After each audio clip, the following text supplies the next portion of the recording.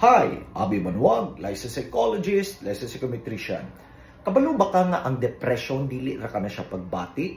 Apan apil usab kung unsa pud ka daway maghunahuna. Matod sa mga cognitive behavioral therapists or mga CBT practitioners, ang cognitive triad plays a central role sa pagdevelop o pagpadayon sa depression sa usa ka tawo. Unsa man ning tulo ka bahin sa cognitive triad nga kasagaran nato makita sa mga tawo nga dunay depression. Una, doon na sila negatibo nga pagtanaw sa ilahang kaugalingon. Pananglitan mo ingon siya og wala na gyud bili ang akong kinabuhi, wala na gyud ko'y sakto nga gibuhat. Ikaduha, doon na sila negatibo nga pagtanaw sa kalibutan.